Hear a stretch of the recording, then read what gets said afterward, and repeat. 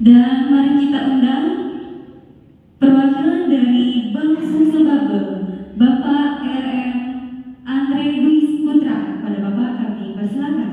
Sekali lagi beri tepuk tangan. Dan selanjutnya perwakilan pelaku usaha besar yaitu dari Hypermart Palembang. Kepada Bapak Andre Wijaya kami silakan. Sekali lagi beri aplausnya.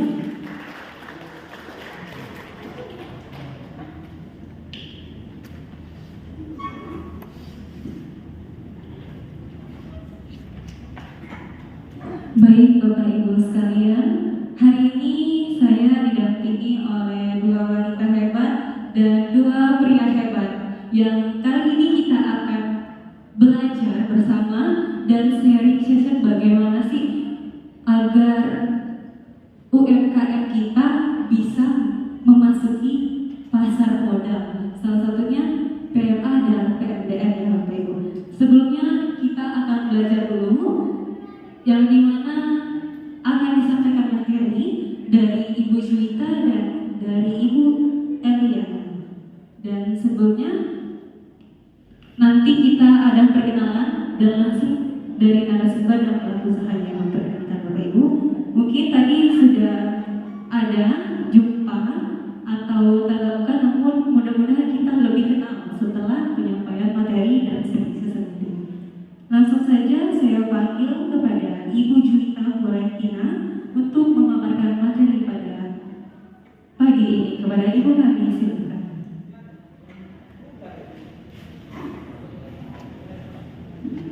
Bismillah. Terima kasih Pak.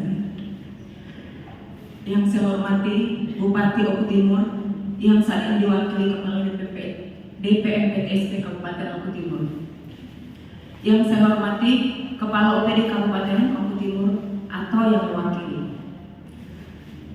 Yang juga saya hormati Dr. Anda Eliani Mirza MM selaku narasumber perwakilan dari DPMPTSP Provinsi, para pelaku usaha dengan skala besar, Hypermart, PT Laskar, Bank Sumsel, UBEMA, PT LPI, Wana Karya, Alfamart, dan Indomaret. Dan seluruh peserta temu usaha kemitraan UMKM dengan pelaku usaha besar yang saya banggakan.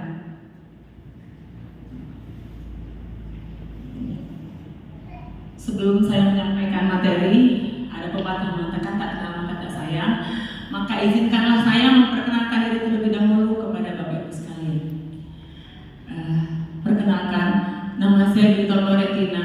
Saya mewakili Dinas Penanaman Modal dan Pendanaan Terpadu Satu Pintu Kabupaten Oku Timur menyampaikan materi terkait perizinan berusaha berbasis risiko. Sebelum saya lanjut ke paparan materi, saya akan menjelaskan terlebih dahulu bahwa perizinan berusaha saat ini telah terintegrasi secara elektronik dimulai dari tahun 2018 yang pada saat itu bulan Juli bahwa seluruh perizinan berusaha wajib didaftarkan melalui OSS. Pada saat itu versi yang pertama yang keluar adalah versi 1.0. Kemudian terjadi pengembangan di akhir tahun 2019 meningkat menjadi versi 1.1. Kemudian pada tahun 2020 dengan lahirnya Undang-Undang Cipta Kerja, Undang-Undang Nomor 11 tahun 2020, semua direformasi yang tadinya semuanya berbasis izin, dalam bahasa Latinnya disebutkan ex ante atau mengajukan persyaratan terlebih dahulu menjadi post ante yang setelah terbit baru diverifikasi. Jadi saat ini kita sedang perizinan berusaha berbasis risiko. Baiklah, kita langsung ke materi perizinan berusaha berbasis risiko. Adapun dasar hukumnya seperti yang saya sampaikan tadi adalah yang pertama Undang-Undang Nomor 11 tahun 2020 tentang Cipta Kerja. Sepertinya saya kurang dapat feel kalau di atas biar komunikasinya lebih efektif. Dasar hukum yang pertama adalah Undang-Undang Nomor 11 tahun 2020 tentang Cipta Kerja yang saat ini telah mengalami 2 kali perubahan. Yang pertama, perubahan peraturan pemerintah pengganti Undang-Undang Nomor 2 Tahun 2022 yang terbit pada Desember 2022 tentang Cipta Kerja, kemudian diubah kembali menjadi Undang-Undang Nomor 6 Tahun 2023 pada bulan Maret 2023, yaitu tentang penetapan peraturan pemerintah pengganti Undang-Undang tentang Cipta Kerja ditetapkan menjadi undang-undang. Selanjutnya dasar hukum yang lain adalah peraturan pemerintah yang terkait langsung dengan perizinan berusaha berbasis risiko adalah peraturan pemerintah nomor 5, nomor 6, nomor 16, 122 dan peraturan pemerintah yang lain pun ada.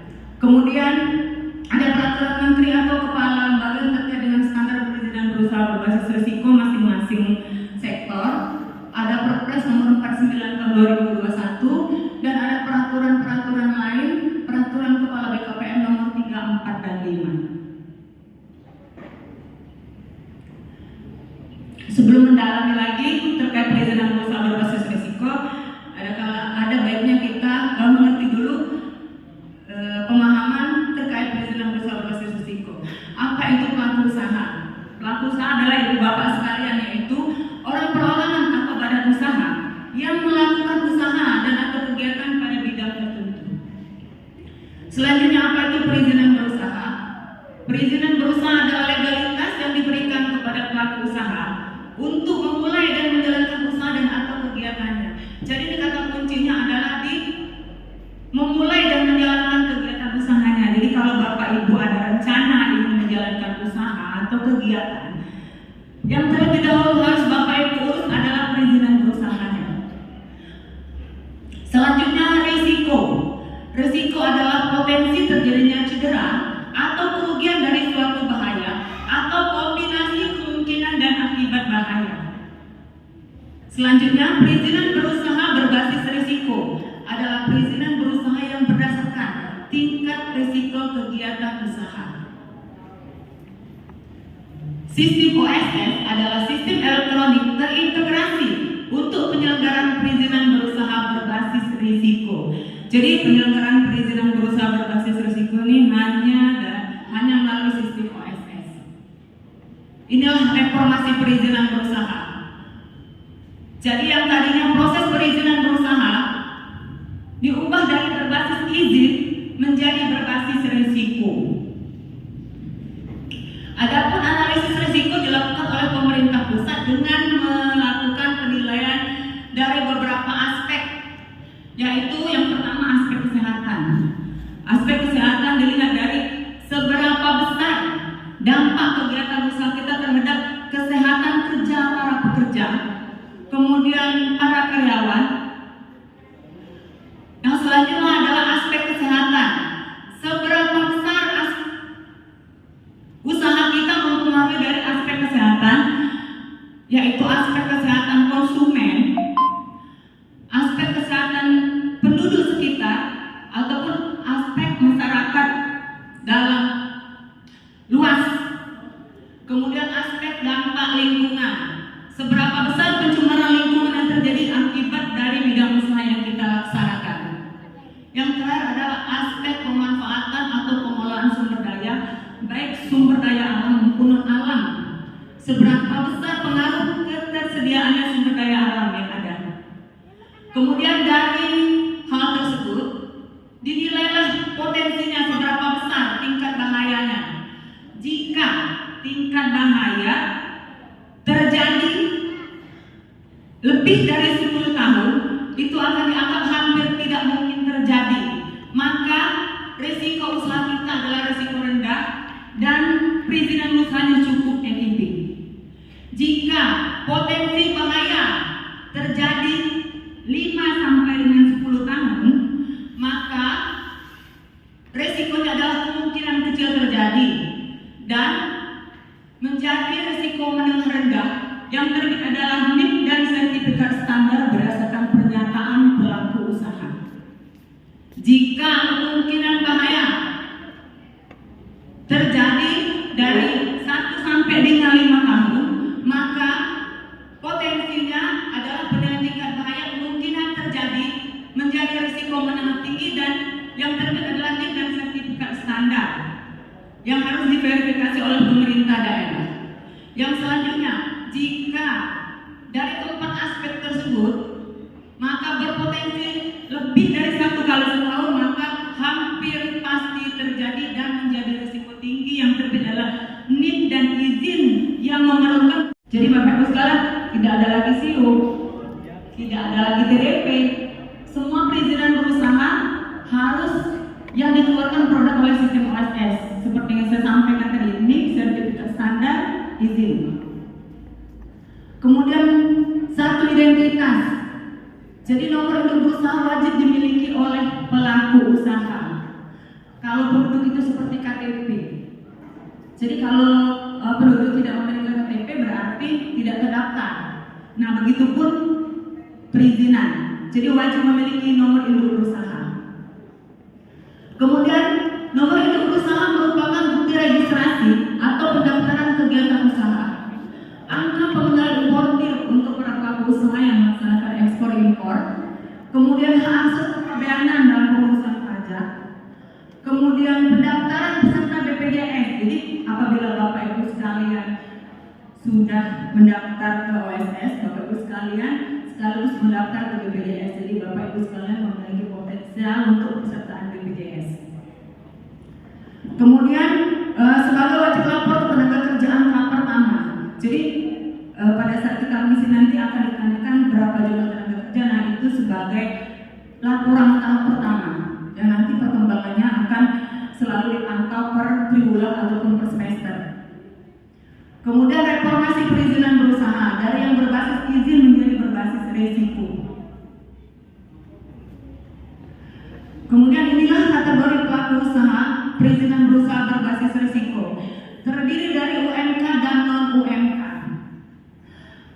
UMK dapat dimiliki oleh orang perorangan atau badan usaha. Kemudian non-UMK bisa orang perorangan, badan usaha, kantor perwakilan atau badan usaha luar negeri. Jadi kesimpulannya peladaian OSS terbagi dari 2 skala kelompok, yaitu UMK dan non-UMK. UMK dan non-UMK dapat kita lihat dari skala modalnya. Kalau dulu sebelum OSS berbasis risiko atau sebelum Undang-Undang Cipta Kerja, mikro itu adalah modal sampai dengan 50 juta. Tapi saat ini sampai dengan 1 miliar itu masih mikro. Selanjutnya untuk usaha dengan skala kecil adalah sebelum Undang-Undang Cipta Kerja mulai dari di atas 50 juta sampai dengan 500 juta. Saat ini adalah di atas 1 miliar sampai dengan 5 miliar. Jadi 1 miliar 1 rupiah itu sudah usaha kecil. Kemudian untuk usaha menengah masih sama, masih dengan skala 5 miliar sampai dengan 10 miliar. Selanjutnya usaha dengan skala besar ada di atas 10 miliar.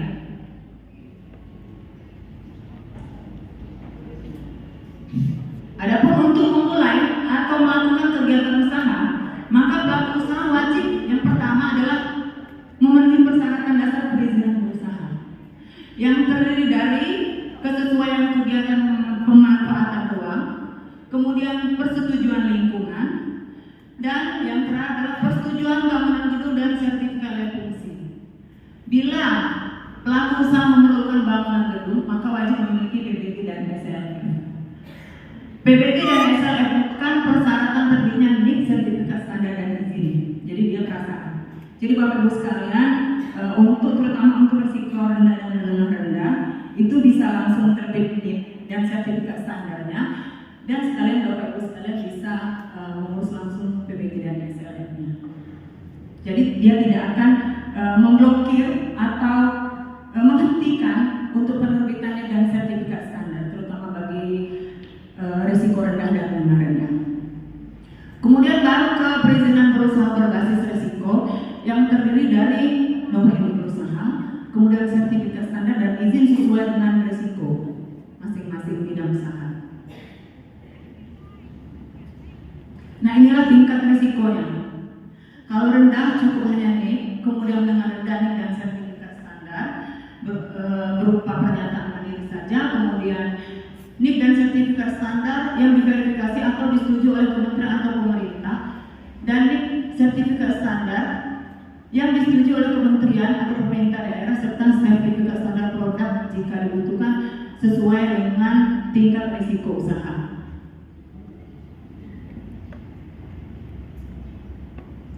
Selain perizinan berusaha berbasis risiko, ada juga perizinan berusaha untuk menunjang kegiatan usaha. Jadi perizinan berusaha untuk menunjang kegiatan usaha ini adalah legalitas yang diberikan kepada pelaku usaha untuk menunjang kegiatan usaha. Jadi kalau kita lihat di peraturan, untuk perizinan berusaha untuk menunjang kegiatan usaha ini adalah tidak mencari keuntungan. Dia tidak mencari keuntungan, dia hanya memudahkan kegiatan utama kita. Seperti contohnya, kalau kita agen atau distributor pedagang besar, seperti pupuk misalnya atau makanan, itu kita memerlukan sarana pendukung adalah gudang. Jadi yang mencari keuntungan itu adalah kegiatan perdagangan kita hanya memerlukan sarana karena memerlukan tempat untuk menyimpan stok-stok makanan tadi. Kita memerlukan gudang, dan tanda daftar gudang itu adalah tergolong PBUU, perizinan berusaha untuk menunjang kegiatan usaha. Atau kalau Bapak Ibu sekalian yang melaksanakan usaha franchise seperti di Indomaret atau Alfamart, itu yang menjadi pendukung adalah STPW, surat terdaftar penerima waralaba. Kan yang mencari keuntungannya tetap perdagangan makanan dan minuman tadi, tapi izinnya harus didukung dengan izin pendukung PBUU STPW.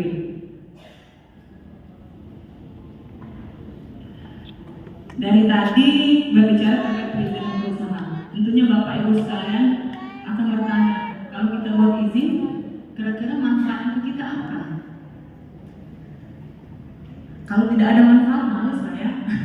Nah, jadi manfaatnya adalah yang pertama adalah lebih mudah menjalin kerjasama. Jadi bagi Bapak Ibu pelaku UMKM itu akan lebih mudah menjalin kerjasama karena akan memberikan kepercayaan bagi rekan atau calon partner bisnisnya.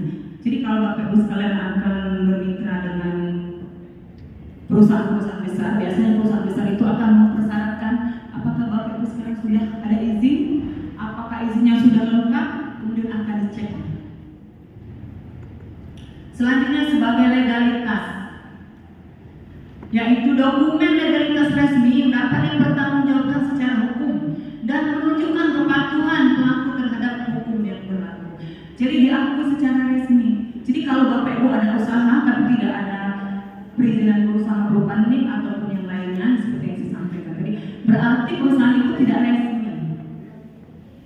Jadi kalau mau dianggap resmi, kalau dianggap legalitasnya diakui, itu Bapak Ibu sekalian harus memiliki perizinan berusaha terlebih dahulu. Manfaat yang ketiga adalah nilai tambah untuk akses permodalan, yaitu digunakan sebagai syarat pengajuan pinjaman modal atau usaha di bank atau lembaga lainnya yang sah. Kalau Bapak Ibu sekalian mengajukan pinjaman di bank, biasanya yang akan ditanya terlebih dahulu adalah izinnya.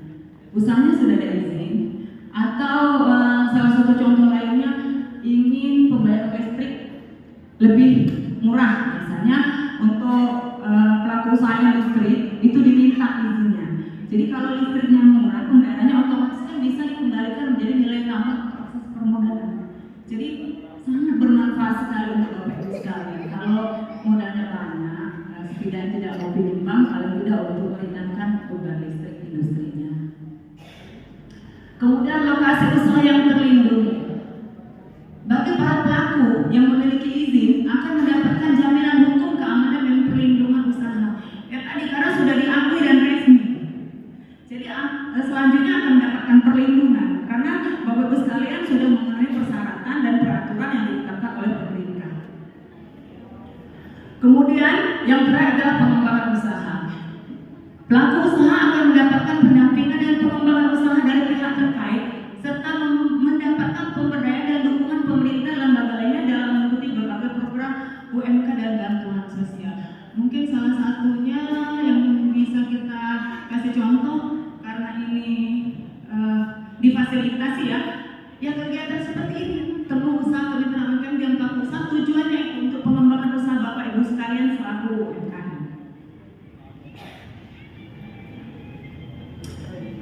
Inilah perbedaan yang saya sampaikan di depan tadi di awal, perbedaan antara perbedaan versi 1.1 dan OSS RPK.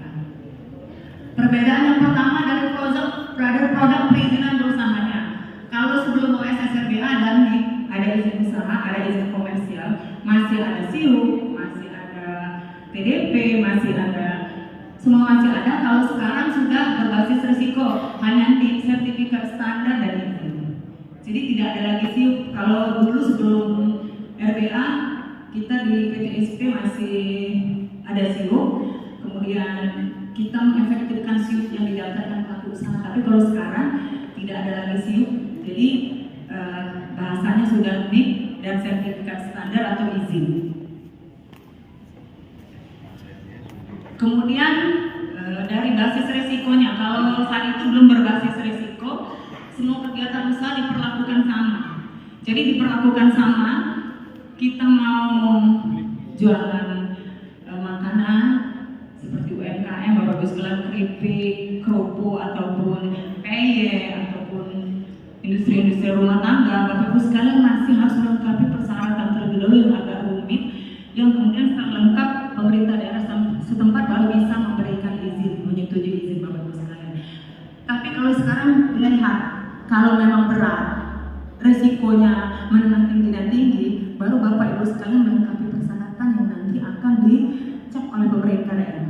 Tapi kalau hanya produksi rumah tangga pangan, itu langsung resiko rendah dan Bapak Ibu sekalian bisa langsung berusaha tanpa harus capek-capek melengkapi persyaratan terlebih dahulu. Jadi pastinya lebih gampang dan mudah karena berbasis resiko ini. Kemudian untuk penerbitan NIB-nya, NIB terbit sebelum input data kegiatan usaha. Jadi kalau dulu waktu Bapak Ibu mengisi data di KTP, kemudian NIB akan terbit, baru kemudian mengisi formulir data usahanya. Nah kalau sekarang itu Bapak Ibu sekalian setelah mendaftar, mengisi data usaha, baru bisa terbit izinnya. Kemudian untuk UMK, perizinannya langsung terbit, NIP-nya terbit otomatis. Kemudian UMK belum berlaku sebagai SNI dan pernyataan jaminan halal.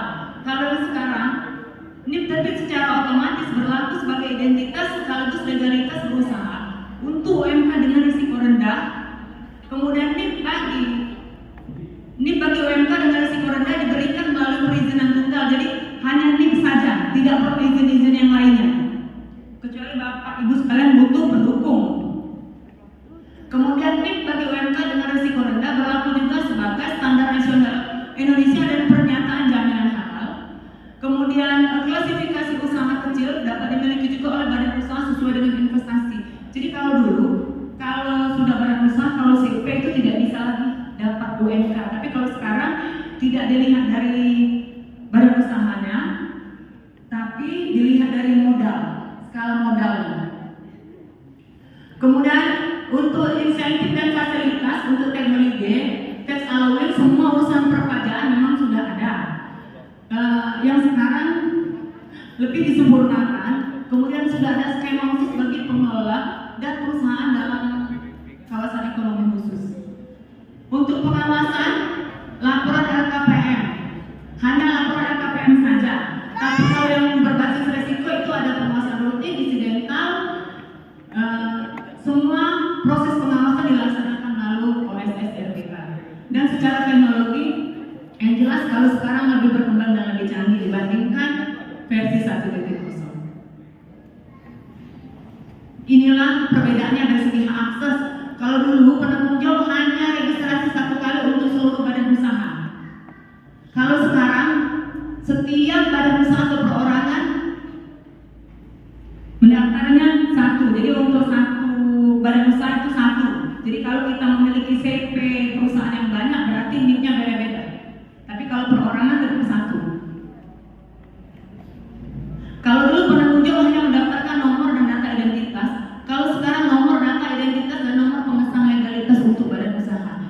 wajib ada SK dari Kemenkumham yang online, karena kebanyakan pelaku usaha belum ada yang tahu, jadi hanya membawa akta notaris biasanya kalau ke kantor.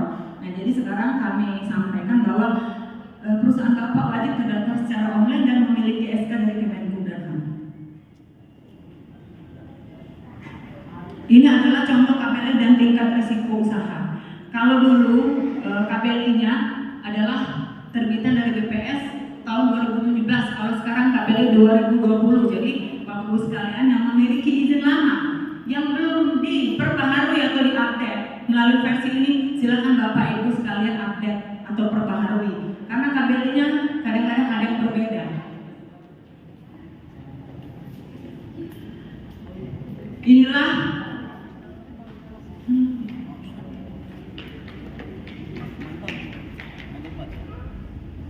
Inilah halaman depan sistem OSS RBA ke situs www.oss.co.id.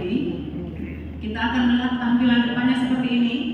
Kemudian ini adalah tampilan bagi Bapak Ibu sekalian yang mungkin tadi masih kurang paham, nanti akan dibuka sesi tanya jawab.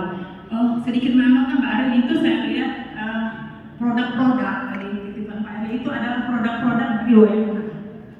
Dari RTP ya. Jadi sementara ini Ibu di sini masih industri rumah tangga pangan semua, masih skalanya kecil. Jadi yang terbit adalah masih SPP RT. Semoga pertemuan selanjutnya nanti bisa jadi izin edar Bu, karena mudah-mudahan permintaan pasar meningkat. Jadi Bapak Ibu sekalian ini perlu tempat khusus di luar rumah tangga pangan yang memang kalau sudah tempatnya di luar rumah tangga itu wajib izin edar. Jadi sementara ini karena ini sepertinya baru merintis usaha semua, jadi itu masih dalam skala yang mikro sekali, jadi masih SPP RT Bu. Semoga tahun depan ada kemajuan dan meningkat pesanannya ya. Hanya itu dapat saya sampaikan. Wassalamualaikum warahmatullahi wabarakatuh. Waalaikumsalam warahmatullahi wabarakatuh. Waktu saya kembalikan ke moderator. Terima kasih kepada Ibu Juwita Muratina yang sudah menjelaskan mengenai perizinan berusaha. Baiklah Bapak Ibu, ternyata selain kita mempunyai produk, legalitas itu jadi hal yang utama, apalagi sebagai pendukung kita ya Bapak Ibu untuk dikenal masyarakat dan salah satunya bisa masuk di pelaku usaha besar. Karena seperti yang sudah dibicarakan juga tadi Pak, kalau misalnya produk kita untuk masuk ke hypermart salah satunya Pak ya, harus legalitas dulu yang utama. Karena kalau misalnya kita belum ada legalitas, salah satunya izin seperti MIB, STP, IRT, dan halal, otomatis pelaku usaha besar langsung mencoretnya. Jadi bagi Bapak Ibu yang belum ada legalitas bisa daftar. Dan di sebelah kanan Bapak Ibu di belakang kita juga ada klinik investasi. Di sana hari ini kita membantu bagi pelaku usaha yang belum mendaftarkan produknya. Dan insya Allah nanti kita bantu bersama Ibu Juwita juga, nanti kita bantu. Dan saya informasikan juga sebelum 17 Oktober 2024 semua produk harus bersertifikat halal. Baiklah Bapak Ibu, selanjutnya kita ke materi yang akan disampaikan oleh Dr. Anda Aliani Gersa dari DPPSK Provinsi Sumatera Selatan. Kepada Ibu, saya persilakan. Terima kasih kami semua kepada moderator. Assalamualaikum warahmatullahi wabarakatuh. Waalaikumsalam warahmatullahi wabarakatuh. Tadi kalau pemateri pertama dia berjalan, tapi saya mohon maaf kali ini saya mungkin duduk karena kemarin saking semangatnya agak terseliau. Kemudian kami beda tahun keluaran Bu, Bapak-bapak, beda tahun keluaran. Jadi daya tahan untuk berdiri lama itu sudah berbeda. Jadi saya mohon maklum, insya Allah tidak mengurangi pada materi yang akan kita sharing bersama-sama, kita belajar bersama ya Bapak Ibu. Yang saya hormati Bupati Ogan Komering Ulu Timur, yang dalam hal ini diwakili Kepala Dinas DPM PTSP Kabupaten Oku Timur, Bapak Sofian SDMM, dan yang saya hormati juga pelaku usaha besar dari Kabupaten Oku Timur yang saya banggakan, juga UKM Kabupaten Oku Timur yang saya cintai. Saya sebenarnya semangat sekali hadir di acara ini kemarin Pak Halwani, karena saya ini bukan saya juga ada dari Oku Timur. Bapak saya, saya belum kenalkan nama saya. Nama saya Ariani Riza.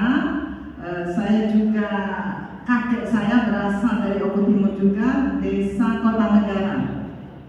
Jadi saya sangat senang sekali mendapat undangan untuk menjadi narasumber di Kabupaten Oku Timur ini. Baiklah Bapak-bapak, Ibu-ibu sekalian, materi kita pada hari ini adalah kita tingkatkan perekonomian daerah melalui program kemitraan usaha besar dan usaha besar dan UMKM. Next, jadi kita salah satu misi dari Provinsi Sumatera Selatan yaitu pertama membangun Sumsel berbasis ekonomi kerakyatan yang didukung sektor pertanian, industri dan UMKM yang tangguh untuk mengatasi pengangguran dan kemiskinan baik di perkotaan maupun di pedesaan. Itu yang terpenting. 23 silakan dibaca ya. Kemudian yang next, pembahasan strategis pembangunan UMKM di Indonesia itu dalam hal ini pertama kami akan membahas regulasi implementasi budaya UMKM, kemudian PP nomor 7 tahun 2021 tentang kemudahan perlindungan dan pemberdayaan koperasi dan UMKM. Kemudian nanti kita akan membahas juga prinsip dan pola kemitraan, kemudian juga percepatan legalitas UMKM melalui sistem ASS tadi mungkin tadi sudah banyak disampaikan oleh Bu Juwita. Kemudian manfaat program kemitraan bagi usaha besar maupun usaha kecil. Regulasinya itu pasal 90 Undang-Undang Nomor 11 Tahun 2020 tentang Cipta Kerja, di mana pemerintah pusat dan pemerintah daerah dengan kewenangannya wajib. Jadi di sini ada kalimat wajib memfasilitasi, mendukung dan menstimulasi kegiatan kemitraan usaha menengah dan usaha besar dengan koperasi, usaha mikro dan usaha kecil yang bertujuan untuk meningkatkan kompetensi dan level usaha. Kemudian pemerintah nomor 7, peraturan pemerintah nomor 7 tahun 2021 tentang kemudahan perlindungan pemberdayaan UMKM, dan yang terbaru adalah peraturan Menteri Investasi nomor 1 tahun 2022. Ini peraturan terbaru. Jadi tentang tata cara pelaksanaan kemitraan penanaman modal antara usaha besar dengan usaha mikro kecil dan menengah di daerah. Jadi bapak-bapak itu bisa download peraturannya, baik juga oleh pelaku usaha besar yang sejogjanya mengetahui juga manfaat daripada kemitraan ini. Kemudian itu ada kriteria sebelum Undang-Undang Cipta Kerja, mikro kecil menengah tadi sudah dijelaskan oleh Bu Juwita, kita skip ya. Kemudian fokus perizinan usaha tadi sudah dibahas tentang dukungan pemerintah pusat dan pemerintah daerah bagi UMKM. Itu salah satunya ialah perizinan, kemudian NIB tadi, pembinaan standar tadi. Coba kalau saya boleh tahu, mulai dari narasumber di mana ini, itu yang UMKM yang sangat diakomodasi, difasilitasi untuk dipamerkan itu baru ketemu di Oku Timur ini lah. Kita beri aplaus. Kemarin saya datang saya sering juga minta data-data, ada data tapi dia hanya data tertulis, karena data visual, ya, visual ini jangan yang salah, itu lebih menarik dan lebih teringat orangnya. Kita kan kalau disuruh baca males, tapi kalau visual tontonan apalagi cantik maka dia akan menarik. Tinggal sekarang bagaimana mempertahankan dan meningkatkan produksinya dan kuantitas, dari segi kuantitas juga kualitas. Next. Kemitraan UMKM dengan usaha besar ini sangat penting agar UMKM bisa masuk dalam rantai produksi global, kemudian meningkatkan peluang UMKM untuk naik kelas. Ini kemarin kan dari Presiden Jokowi juga sangat mendorong program kemitraan ini. Namun ada prinsip-prinsip kemitraan yang harus dipahami juga oleh bapak-bapak dan ibu-ibu sekalian. Pertama, saling membutuhkan. Kedua, saling mempercayai. Kemudian saling memperkuat dan saling menguntungkan. Karena perusahaan besar juga tidak bisa semena-mena kita menunjukkan peraturan bahwa wajib mitra, kamu wajib mengajak saya. Itu tidak bisa juga. Dan pelaku usaha besar juga tidak bisa berinvestasi tanpa berperan untuk meningkatkan perekonomian di daerah sekitar tempat berinvestasi. Nah, jadi saling menguntungkanlah. Yang UMKM memantaskan diri, kemudian pelaku usaha besar juga harus mematuhi, mempunyai empati untuk turut membantu, jangan hanya cuma mengambil keuntungan dari daerah itu sebesar-besarnya tanpa memperhatikan kemajuan perekonomian di daerah tersebut. Kemudian pola kemitraan itu banyak di sini inti plasma, tapi perusahaan perkebunan ada nggak Pak? Perkebunan ada perwakilan dari perkebunan? Ada. Ya, bagus. Inti plasma. Jadi inti plasma ini juga harus dikembangkan. Kemudian juga tidak harus inti plasmanya Pak. Mungkin perusahaan angkutannya atau dari tenaga kerja, security itu sebaiknya diambil dari daerah tempat kita berinvestasi. Kemudian subkontrak perdagangan umum, yaitu ada kerjasama operasional, usaha patungan atau joint venture, penyebar luasan, waralaba dan bentuk-bentuk kemitraan lainnya. Nah, kemudian contoh program kemitraan itu bukan hanya dengan UMKM. Pikiran kita UMKM itu keripik, pisang, benar. Jadi UMKM itu bisa dari logistik, pengadaan, konstruksi, jasa keamanan, kemudian catering, suplai bahan baku, pengadaan alat tulis kantor, rental kendaraan, juga jasa keagenan dan lain-lain.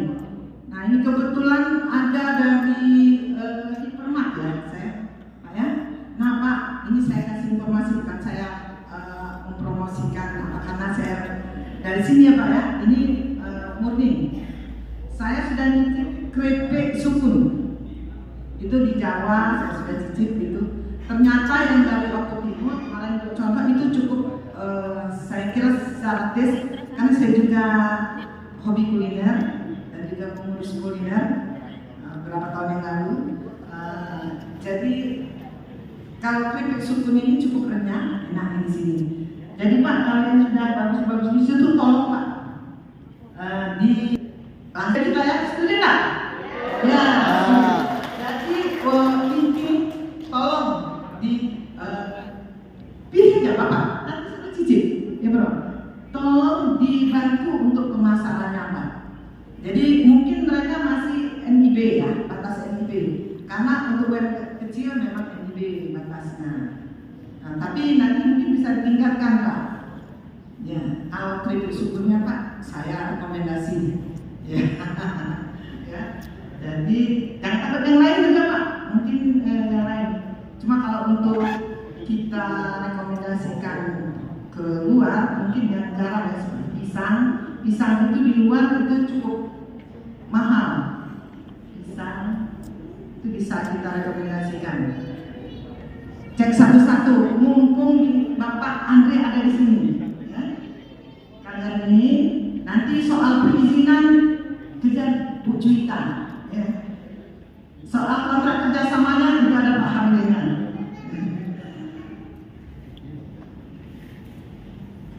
Kemudian potensi dan tantangan bagi UMKM ini, potensi usaha dengan kearifan lokal.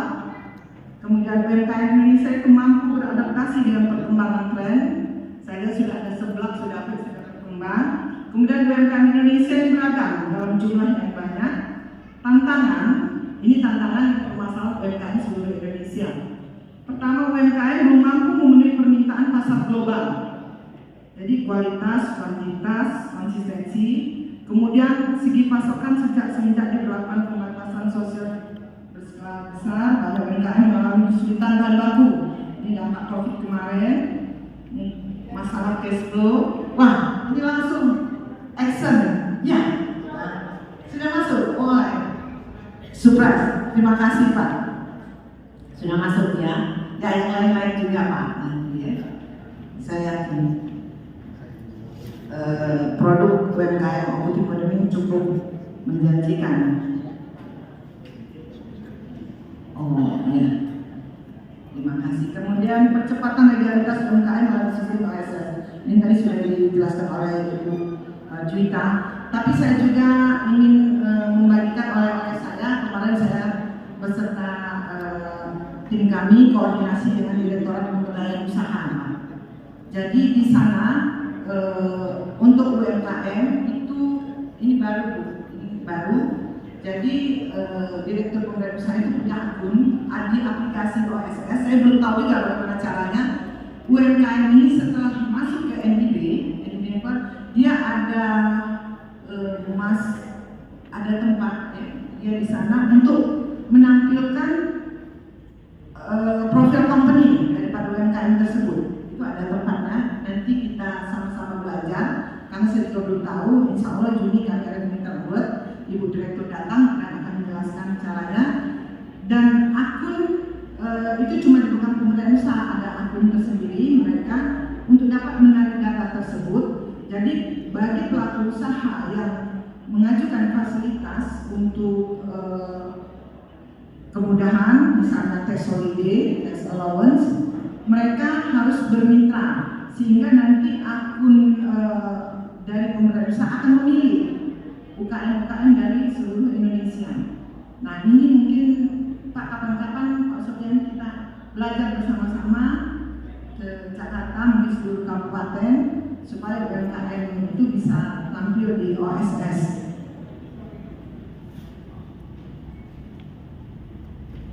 Berikutnya manfaat program kemitraan. Manfaat program kemitraan ini bagi usaha besar dan UMKM. Pertama, bagi usaha besar ini membangun iklim ekosistem bisnis yang berkelanjutan serta meningkatkan ekonomi masyarakat lokal di sekitar lokasi perusahaan. Kemudian membuka potensi kemitraan bisnis baru yang dapat meningkatkan dan memperluas nilai usaha yang saling menguntungkan. Ketiga, meningkatkan efisiensi rantai distribusi bahan baku. Kemudian kalau manfaatnya bagi UMKM itu membantu menemukan mitra yang cocok untuk UMKM sehingga dapat melakukan bisnis secara berkelanjutan. Kemudian kedua, memberikan kepastian pasar bagi UMKM seperti yang kita minta dari Pak Andri tadi, ada kepastian pasar. Kemudian UMKM dapat terus belajar dari usaha besar untuk meningkatkan kualitas manajemen usaha sehingga kualitas produk dapat semakin baik dan dapat diterima di pasar global. Nah, jangan sampai sebesar UMKM Pak Andri sudah menerima produk ini karena banyak pesanan, akhirnya ukurannya, kualitasnya menurun. Nah, itu jangan sampai. Jadi kita tetap pertahankan kualitas kita, atau bila perlu kita naikkan kualitas kita untuk meningkatkan nilai jual kita. Itu yang paling penting. Mungkin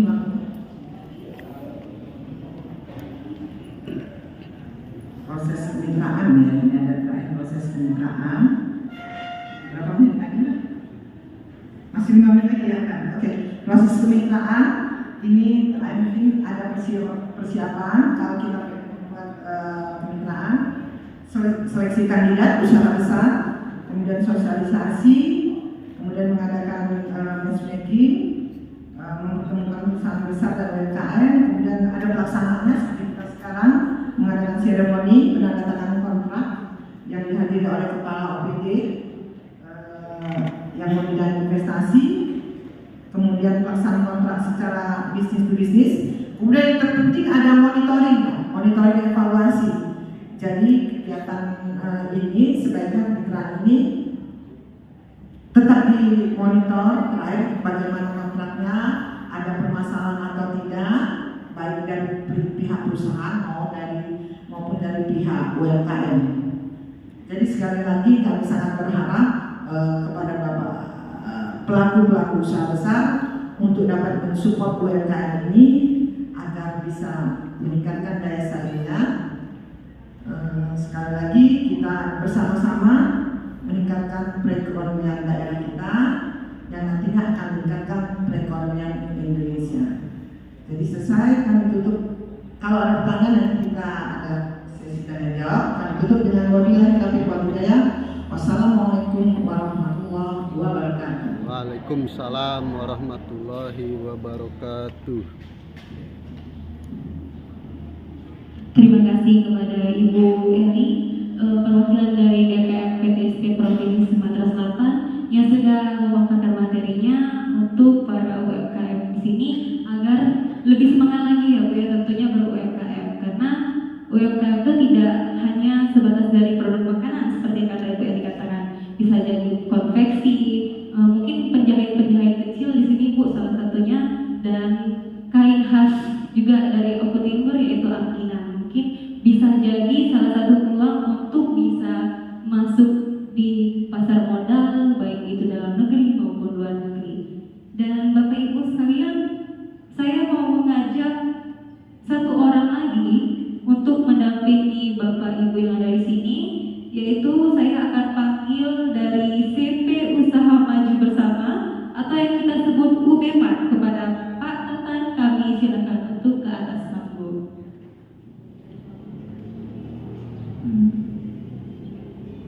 Sekali lagi beri applause kepada Pak Tatan.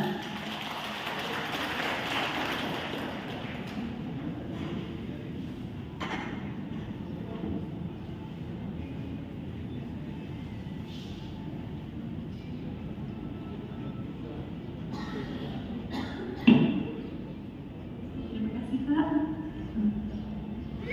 Dan ini Bapak Ibu kita mau ada sesi tanya jawab dulu apa langsung ke sesi paparan selanjutnya? Tanya jawab dulu ya, nanti baru lanjut ke sesi selanjutnya. Setelah materi yang dipaparkan oleh Ibu Juwita dan Ibu Eliana, bagi pelaku usaha dan peserta pengusaha yang mau ditanyakan terhadap dua materi tersebut, bagi yang ada bisa angkat tangan. Boleh. Mic-nya.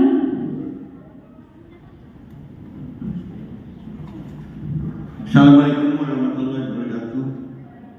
Izinkan kami dari Koperasi Sawit Usaha Bersama yang sampai saat ini kami bekerja sama dengan PT Laras Masyarakat Tika, salah satu perusahaan BUMN yang ada di Oku Timur, dan kami juga ikut pengembangan di dalam hal pelaku usaha dari Apindo juga kami, dan juga dari Forum CSR. Selain dari apa yang disampaikan dengan peraturan ini, karena jujur saya lihat bahwa pelaku usaha kecil ini ibu-ibunya juga ada yang sudah lebih tua. Kalau dengan sistem elektronik ibu kita, dia sulit.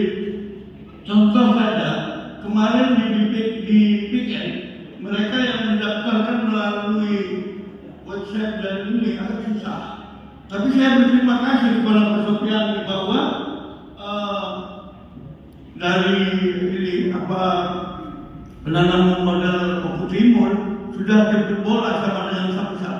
Kalau dulu Bu, tolong sampaikan Pak Gubernur tahu di Bupati, dulu Samsat kita cuma di Martapura, tapi buka cabang di Blitar, pasar yang lain di Blitar. Nah, ini mungkin Pak Sofiani terinspirasi itu. Kantornya di Martapura, kalau dibuka nanti jemput bola ke beberapa titik, saya rasa nanti ada tim dari pemerintah daerah, terutama dari timnya Pak Subiani, untuk memudahkan mereka untuk mendaftar. Karena terus terang, pelaku kecil ini kadang-kadang dia inspiratif, dia seperti kami Bapeda. Ini aturan juga, tapi sekalian saya sampaikan juga dari hulu ke hilir. Dulu saya bilang, sebentar lagi Martapura ini akan lahir home industri yang pemerintah nanti akan kecolongan dengan penempatan mereka maunya sendiri. Contoh terjadi Bu, buat kemplang di pinggir jembatan. Kalau orang belanja mobil satu, macet. Dulu kita sudah sampaikan, perusahaan di Lombok Timur ini banyak. Ada Alfamart, ada Ubi, ada Indomaret, ya kan? Ada perusahaan-perusahaan besar. Kenapa sih UKM ini nggak bisa kita pasarkan? Kita kan punya padanya dinas perindustrian bekerja sama dengan pariwisata. Ayo pasarkan. Sumsel gampang kami yang kabupaten ini dari provinsi itu. Woi, kita sudah, ini ada pameran. Sini kabupaten. Begitu. Kami berharap begitu, Bu. Jadi kami ini, Bu, menunggu betul, ya, yang pemerintah mengadakan sosialisasi, pemerintah memberikan wawasan, edukasi, dan pemerintah harus memfasilitasi. Nah, kami berharap ini melebihi. Kalau saya lama di Jawa, di Jogja, ya, saya sering Jawa Timur. Ini nggak ada lagi pasarannya di rumah-rumah, di pinggir-pinggir. Mereka sudah sebarkan di jalan itu, di tol sudah masuk. Alfamart, Indomaret, ya, ini Mas ya, Hypermart sudah kerjasama dengan UKM.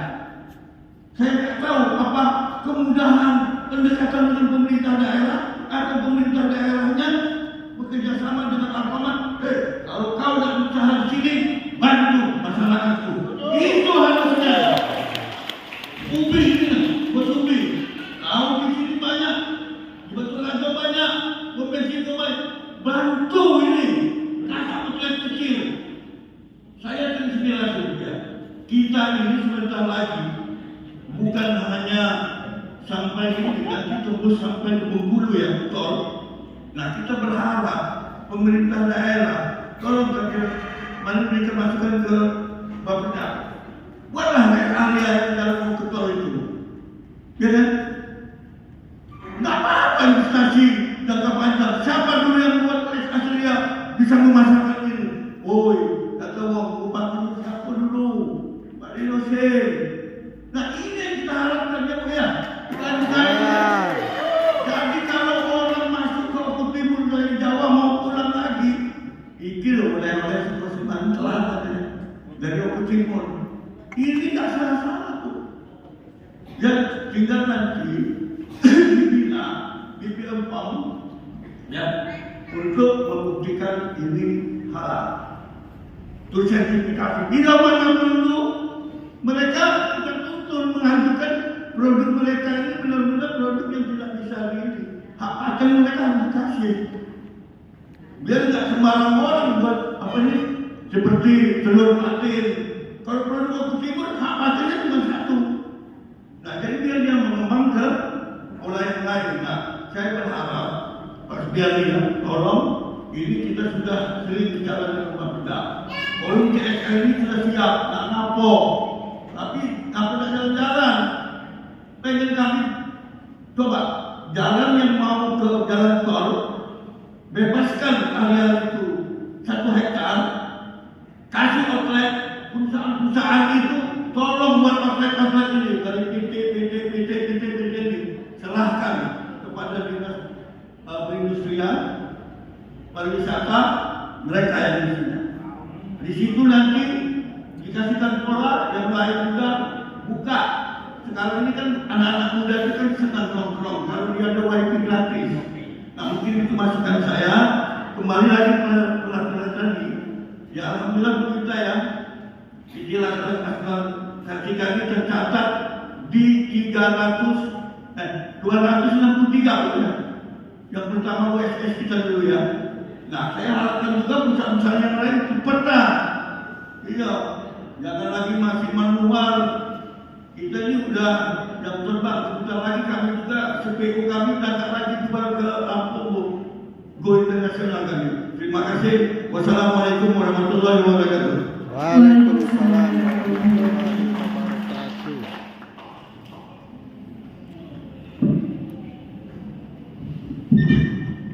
Izin sebentar nambahkan apa yang disampaikan oleh Pak Sobri tadi. Pak Sobri ini memang orangnya seperti ini Bu, memang semangat, bukan memang tapi saking semangatnya untuk membesarkan dan memang gaya beliau seperti ini kita maklumi. Jadi kami menanggapi apa yang disampaikan oleh Pak Sobri tadi. Terima kasih Pak Sobri. Gimana Laskar sudah mendirikan koperasi dan sangat mendukung. Itu yang pertama. Yang kedua, masalah perizinan kami sampaikan kepada Bapak Ibu sekalian, kalau misalkan Bapak Ibu sekalian ada usaha yang lokasinya ada di Blitar, sebelum MPP itu berjalan, dari dulu Pak Sobri kami siap, misalkan ada persyaratan cukup disampaikan melalui WA oleh pemerintah. Nanti setelah selesai kami bawa ke Blitar, karena kebetulan kami tinggal di Blitar. Pada prinsipnya kami akan memberikan kemudahan kepada para pelaku UMKM yang ada di Kabupaten Lombok Timur. Yakinlah Bapak Ibu, kami dengan jelas kami akan membantu Bapak Ibu sekalian. Itu yang kedua. Yang ketiga, masalah apa tadi? Yang ada tadi Pak? Online. Itu usulan yang bagus sekali Pak Sobri.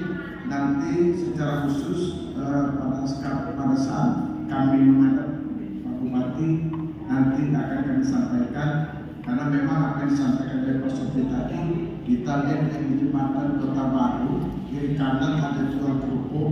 Itu kalau ada satu mobil yang stop di situ lanjut kerupuk macet sepanjangan. Dan nanti diupayakan kami sampaikan ke Pak Bupati, karena kebijakan-kebijakan seperti itu ada di Pak Bupati. Kami OPD sebagai pelaksana. Tapi yakinlah Pak Sobri akan kami sampaikan kepada pimpinan. Sekian, terima kasih. Wassalamualaikum warahmatullahi wabarakatuh. Waalaikumsalam warahmatullahi wabarakatuh. Terima kasih kepada Bapak Kepala Dinas DPPSP atas tanggapannya dari Bapak Sobri, dan insya Allah Bapak Ibu sekalian, Bapak Sofian ini selalu support dan membantu kita semua untuk kemudahan UMKM di Kabupaten Lombok Timur. Dan itu sudah disebutkan sama Bapak tadi, Bapak siap membantu. Dan kita lanjut ke materi selanjutnya Bapak Ibu ya. Nanti kita saling lagi tanya jawab agar materi kita bisa tersampaikan dengan baik. Dan selanjutnya Bapak Ibu sekalian ada materi lanjutan, yaitu dari Bank Sumsel Babel, yaitu Bapak RM Andre Dwi Putra. Kepada Bapak kami silakan. Assalamualaikum warahmatullahi wabarakatuh. Waalaikumsalam warahmatullahi wabarakatuh. Siap Bapak.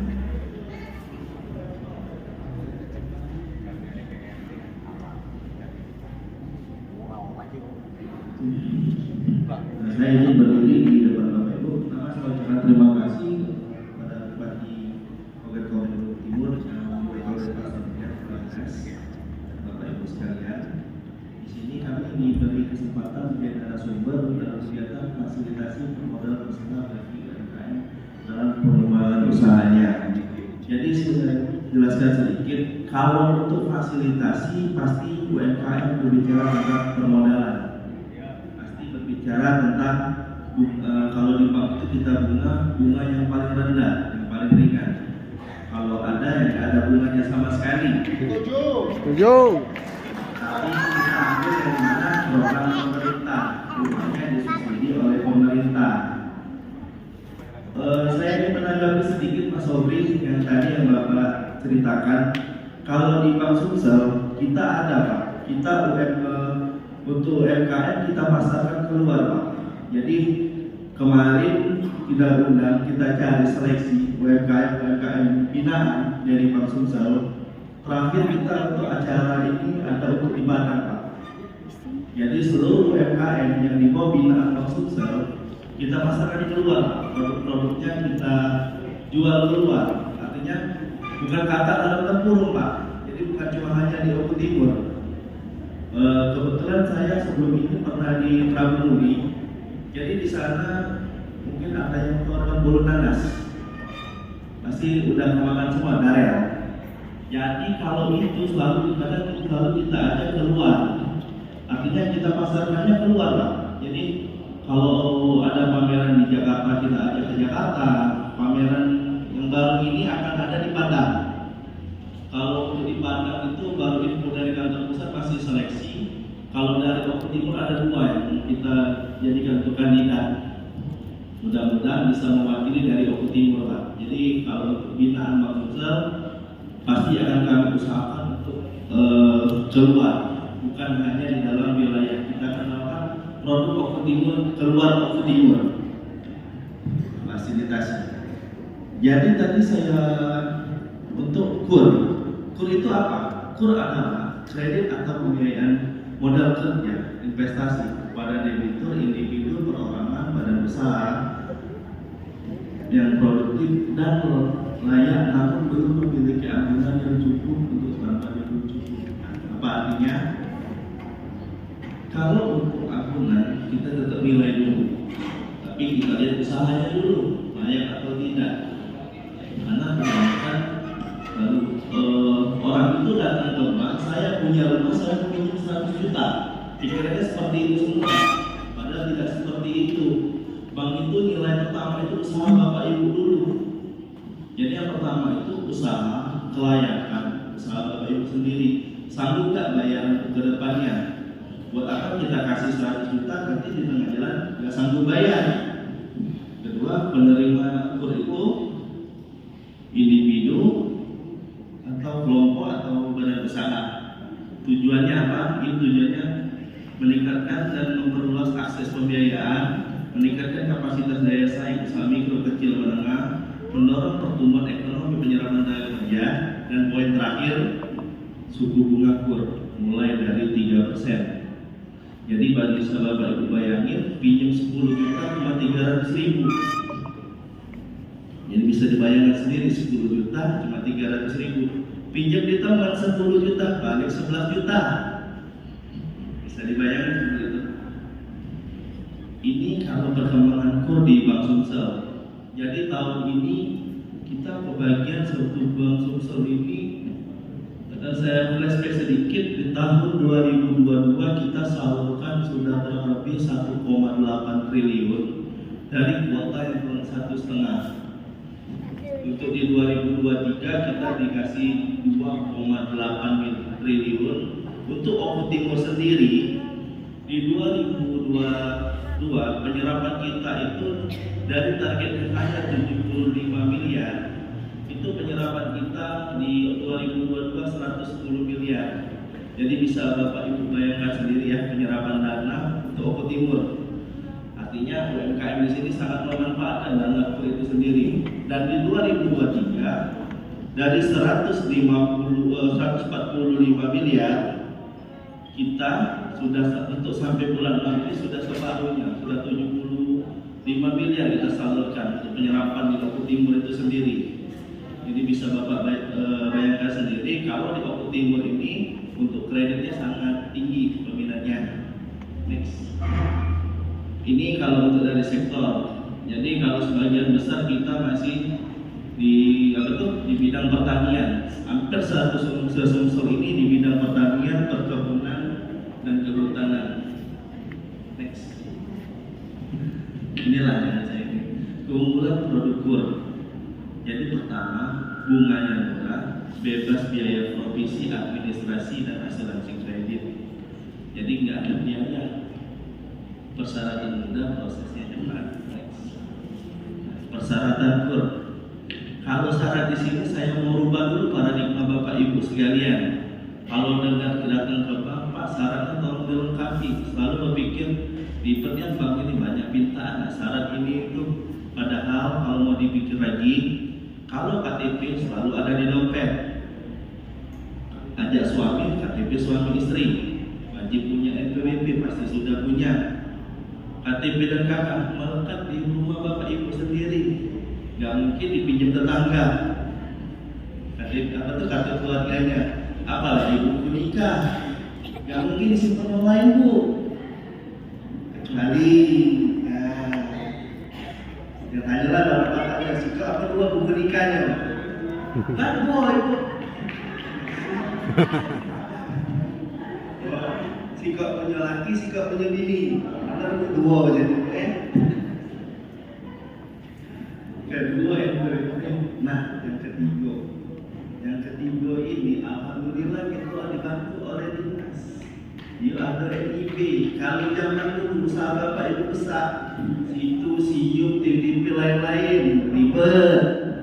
Nah ini taruh aku yang punya toko di Bingkai kan yang punya toko. Di Bingkai depan toko, ditengok. Oh ini siup di TV-nya. Baru jalan setahun datang lagi ke kantor, Pak, banyak minta cap belakang 5 tahun. Ini hari online. Kalau tidak salah dari HP nggak baca boleh pada NIB, asal punya email sama WA.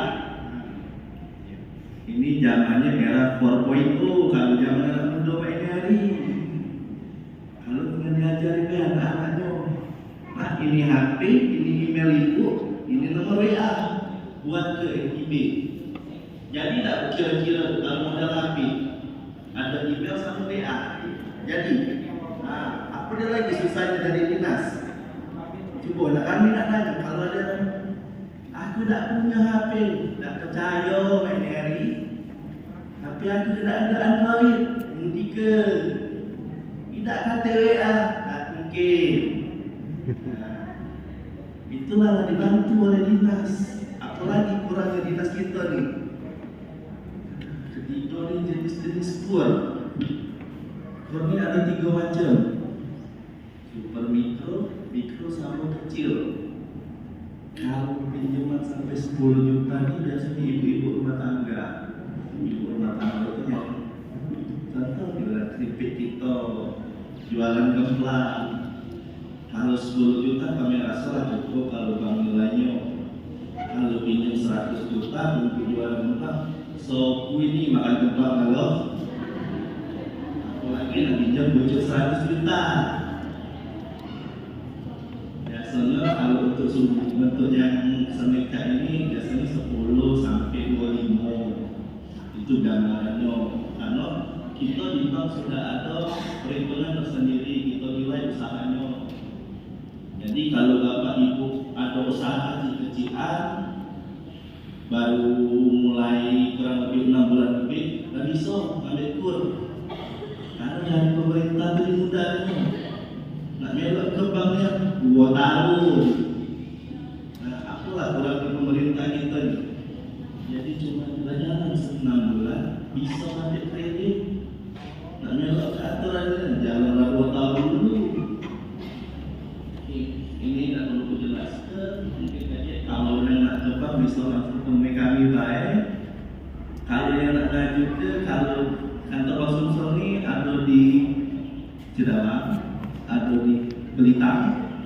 Tapi kalau nak lanjut bisa ke Sumsel terdekat. Kalau nak nyari aku, ada di Bang Sumsel sinilah, lantai 2. Cari ke yang namanya resiko itulah, tidak ada yang namanya lain. Ini tahapan UMKM. Kalau yang nak ngaju ke bank, cukup isi surat, tugasnya survei, tapi survei kita nilai, terima duit, tidak kata yang lain-lain. Jadi kalau bertugas datang, tidak kata yang minta duit, terakhir terima duit. Nah, ingatlah, tidak kata minta biaya apapun. Jadi kalau ada yang minta biaya, lapor ke. Ya, kami lapor ke dengan atasan. Jadi kita tak kantik biaya sedikit pun. Ini Al-Sintan. Ada yang petani tak di sini? Ada. Seluruhnya UMKM. Ada yang petani. Ada. Kalau ini hasil pertanian identik sama combine, traktor. Jadi untuk pertanian bukan cuma pertanian baik,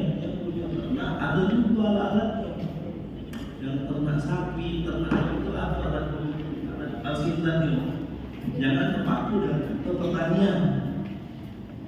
Jadi yang punya anak bisa kita juga nak beli mesin lampu. Ini sama, hampir sama dengan kur itu, cuma bayar waktu panen, bayar bunga dulu.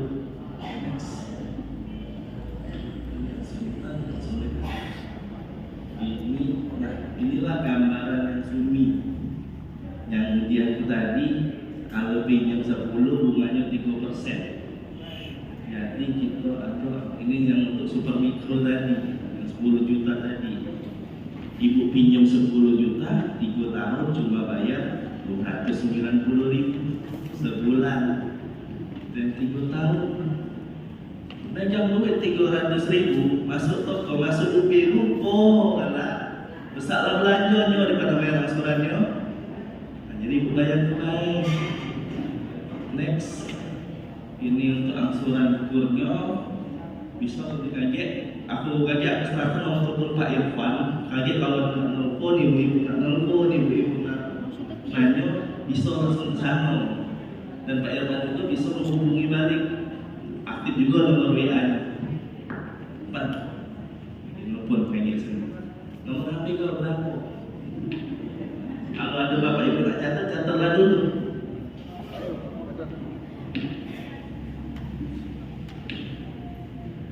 Untuk ibu-ibu atau bapak-bapak untuk mencatat nomor HP saya Irfan Susanto. Untuk nomor HP boleh dicatat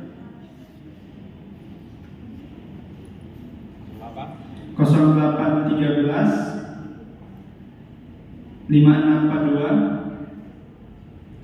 1064. Itu nomor WA sekaligus nomor telepon, Bu ya. Terima kasih. Kasih lah. Nah, sudah kalau dicatat? Sudah. Dan ada yang ngaju ke? Hah? Boleh curhat dulu ibu. Pan, ingatlah ibu ini curhat dulu. Tapi nggak sabar, ini mau. Kalau lagi masih muda. Nah, inilah contoh yang sudah kami jalankan di Bawah Sumsel. Apalagi kita dukung program-programnya Pak Linosin. Kita sudah ada klaster penyembuhan sapi dan juga klaster padi dan cabai. Itu program pemerintah lalu itu ada butuh Pak Linosin. Jadi kita di bank daerah pasti kita support pemerintah. Kalau ada Pemda dekat, apa salahnya ke bank daerah?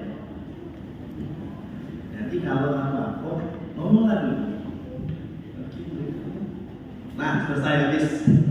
Nah, ucapkan terima kasih. Wassalamualaikum warahmatullahi wabarakatuh. Waalaikumsalam warahmatullahi wabarakatuh. Saya beri kepada Bapak Andri Wijaya.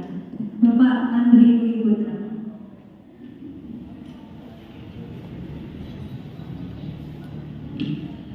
Bagi Bapak Ibu sekalian, telah disampaikan materi dari Bapak Andri mengenai kurang tadi Pak ya. Adakah Bapak Ibu sekalian yang mau bertanya atau masih bingung bagaimana sih prosesnya, caranya sebelum kita lanjut ke sharing session? Ini boleh? Jangan curhat dulu Bu ya, nanti curhatnya lewat WA aja. Assalamualaikum warahmatullahi wabarakatuh. Saya dari UMKM Maluku Timur. Mungkin saya di sini mau bertanya masalah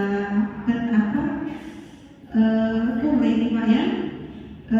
Mungkin saya pribadi selaku wakil dari UMKM Bayangkari Maluku Timur, sering kami mengikuti kegiatan seperti ini. Kadang-kadang dari kami agak susah ya dari anggota UMKM kami sendiri, karena ketika menyentuh masalah pendanaan dari pemerintah, kalau sudah dengar dari ini dari Bayangkari, dari polisi, langsung nggak bisa. Di sini saya mau menanyakan, apakah untuk di Bank Sumsel itu terkendali sebagai bayangkari ataupun dari polisi. Itu saja Pak. Saya tanyakan. Saya dengan wassalamualaikum warahmatullahi wabarakatuh. Waalaikumsalam warahmatullahi wabarakatuh. Mungkin langsung dijawab sama Pak Andre ya. Kalau yang lagi di sisi lainnya kami ngomong kaji kami tidak nunjuk. Ngapa aja itu kadang waktu berpikir najib ini kalau tadi nggak berisi. Tapi dari ini pertama itu kita pasti minta izin atasan karena itu bayar hari ya. Yang pertama, kedua kita tetap nilai dari usahanya. Karena kan kalau dengan kayak itu berhubungan dengan aparat penegak hukum atau pihak ketiga, jadi agak lebih selektif kita agak lebih hati-hati. Tapi tidak menutup kemungkinan Bu, karena kami tetap ada pembiayaan yang statusnya ibu bayangkari. Karena ibu bayangkari juga ada yang memiliki usaha sampingan. Tidak seluruhnya seperti itu. Tetap kita nilai usahanya, kita cek dulu, kita survei. Yang paling penting kita minta persetujuan suaminya. Yang paling penting.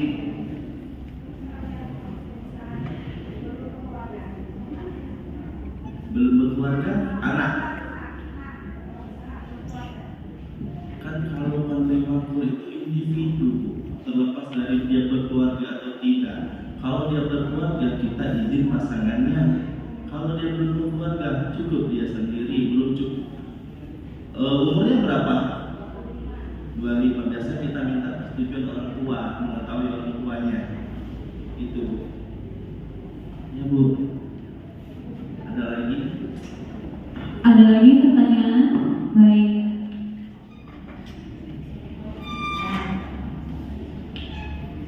Bismillahirrahmanirrahim. Assalamualaikum warahmatullahi wabarakatuh. Waalaikumsalam warahmatullahi wabarakatuh. Saya dari Kopi Nusantara, Martapura Timur.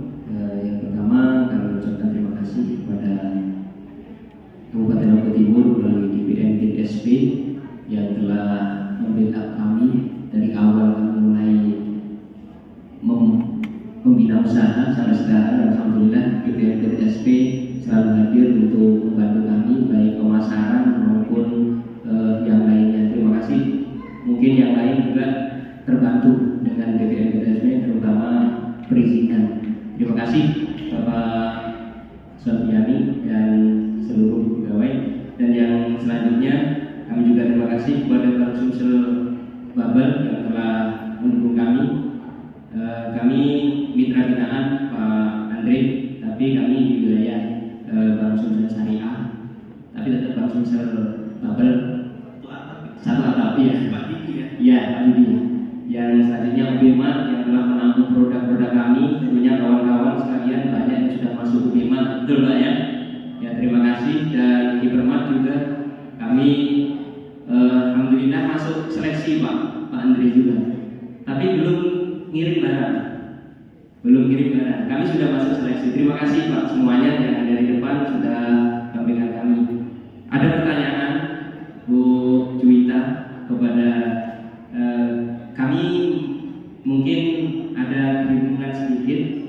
Dulu 2019 kami membuat perizinan, tapi kan banyak berkasnya. Ada SIUP, situ kan segala macam, ada PIRT, ada NIP. Nah, terus kemudian kami membuat sertifikat halal. Ketika membuat sertifikat halal, ternyata nggak bisa dipakai yang SIUP situ itu. Jadi akhirnya kami bikin lagi NIP dengan online yang di OSS tadi. Dan itu benar alhamdulillah sudah jadi, langsung jadi, hitungan menit saja insya Allah jadi, mudah sekali. Dan kemudian kami langsung ke mengurus sertifikat halal. Nah, terus kemudian ada pertanyaan dari kami, produk kami yang sudah beredar itu yang tertempel SPRT yang di produk. Terus kemudian ada NIB yang baru. Katanya nggak ada PIRT lagi ya Bu kalau sudah yang baru. NIB aja. Nah, jadi kami bingung mau menyatukan yang mana. SPRT masih berlaku sampai 2024. NIB kami buat 2022. Jadi ada dua. Jadi kami bingung mana yang mau saya cantumkan di produk kami, SPRT atau NIB yang baru. Kalau mengacu sertifikat halal berarti NIB. Biar kami nanti kalau ada pemeriksaan sejalur, jadi nggak beda. Kalau SPRT kok nggak sesuai dengan perizinan sertifikat halal. Nah itu yang pertama. Yang kedua, kami menanyakan tentang mungkin ada perwakilan Alfamart dan Indomaret yang ada di situ, ada tempel. Kami yakin bahwasanya DPM-DPSP sudah berusaha keras untuk bagaimana Alfamart, Indomaret yang ada di Lombok Timur ini menampung UMKM yang ada di Lombok Timur. Dulu pernah kami sampaikan ketika ada pertemuan di Hutan Dewi, kami masih ingat ketika mau membuat peraturan waktu itu berdasarkan Pak Yani, kami ketika masuk ke Indomaret, mungkin Indomaret Alfamart sudah memenuhi syarat ketentuan menerima UMKM 20% dari semua barang, mungkin sudah dilaksanakan. Tetapi pertanyaan kami, kenapa yang masuk khususnya di Lombok Timur itu UMKM Lampung, yang di Lombok Timur nggak ada sama sekali masuk. Nah mungkin kalau dibandingkan dengan yang ada di Indomaret Alfamart, nggak kalah saing produk Lombok Timur ini dengan UMKM yang diterima di Indomaret atau Alfamart yang ada di kita. Saya yakin itu yang terpanjang itu luar biasa. Itu bagus-bagus benar dari segi pengemasan, dan mungkin bisa dicoba kualitasnya. Nah pertanyaan kami, kenapa kok bukan produk dari UMKM Lombok Timur yang masuk khususnya di wilayah Lombok Timur, Alfamart, Indomaret yang ada di Lombok Timur, UMKM yang masuk adalah UMKM Lombok Timur. Nah, kalau Lampung kita sudah yakin hebat-hebat, tapi apa salahnya kalau UMKM kita masuk wilayah? Karena gini Bu, ketika nyari kopi Nusantara itu adanya di UB-Mart. Terima kasih kepada UB-Mart. Ini warungnya 2, yang di kita nggak ada. Kita nggak bisa naruh barang di sana. Tapi kalau di Indomaret misalkan atau Alfamart, seluruh penjuru insya Allah ada. Jadi mudah. Mungkin sepakat semuanya UMKM ini kalau produknya ditaruh di Indomaret dan Alfamart. Itu yang kedua. Dan yang itu saja lah, 2 saja. Mohon maaf Pak, izin agak banyak pertanyaannya. Terima kasih. Assalamualaikum warahmatullahi wabarakatuh. Waalaikumsalam warahmatullahi wabarakatuh. Untuk mengenai masalah NIB tadi SPRT mungkin bisa dijawab sama Ibu Juwita. Kepada Ibu Juwita kami silakan. Assalamualaikum warahmatullahi wabarakatuh. Waalaikumsalam warahmatullahi wabarakatuh. Saya langsung tanggap ya Pak. Sebelumnya saya mau bertanya dulu Pak, itu izinnya itu terbit di tahun berapa? 2019. Berarti Bapak waktu itu sebenarnya sudah ada NIB juga kan Pak? Ada NIB. Jadi hanya saja karena waktu itu belum berbasis resiko, masih berbasis izin yang diterbitkan SIUP yang berlaku efektif atau SIUP UMKM ya, seperti itu. Izin usaha mikro kecil, dan ada izin operasional juga SPPRT. Jadi Pak, yang Bapak tanyakan apakah yang akan dicantumkan nomor SPPRT-nya atau NIB seperti itu. Jadi Pak, kalau kita mengacu ke peraturan PP 5 tahun 2021 yang saya sampaikan di dasar, itu di salah satu pasal akhir mengatakan kalau bagi pelaku usaha yang sudah memiliki izin sebelum peraturan ini berlaku, tapi sudah berlaku efektif dan sudah diakui, artinya sudah terbit, sudah sah dan sudah diperiksa dan disetujui untuk izin yang terbit, itu masih tetap berlaku jika tidak ada perubahan. Hanya saja Bapak wajib wajib memperbarui hak akses Bapak. Jadi kalau apa yang akan dicantumkan nomor SPPRT atau NIB, dua-duanya Pak, NIB sebagai perizinan berusaha itu tidak akan berubah. Nomor NIB Bapak tetap seperti yang lama. Hanya Bapak mengubah akses, dan untuk nomor SPPRT Bapak itu karena sudah terbit dan diakui dan masih berlaku sampai dengan 2024 ya Pak, masih tetap bisa dipakai. Nanti setelah 2024 masa berlakunya berakhir, kita akan daftarkan kembali. Sudah sesuai Pak dengan harapan jawabannya? Jadi cantumkan dua-duanya ya Pak. NIK sebagai tanda daftar perusahaan Bapak dan legalitas usaha Bapak dan nomor SPPRT yang sudah terbit dan masih tetap berlaku sampai dengan tahun 2024. Karena variabel nomor itu tetap sama. Ya Pak ya, hanya sekarang mekanisme pendaftaran yang berbeda. Jadi itu masih tetap berlaku sampai dengan tahun 2024. Sekian Pak, terima kasih. Wassalamualaikum warahmatullahi wabarakatuh. Waalaikumsalam warahmatullahi wabarakatuh. Terima kasih kepada Ibu Juwita. Untuk pertanyaan selanjutnya tadi mengenai ini Pak ya, produk untuk masuk ke Alfamart sama Indomaret. Kita langsung tanya aja ya ke pelaku usaha besar untuk perwakilan dari Alfamart atau Indomaret, apakah bisa menanggapi pernyataan dari Bapak sebelumnya? Perwakilan dari Alfamart atau Indomaret? Belum hadir ya? Belum hadir. Berarti nanti kita skip dulu Pak ya. Skip dulu untuk pertanyaan itu dan langsung aja kita ke sharing session.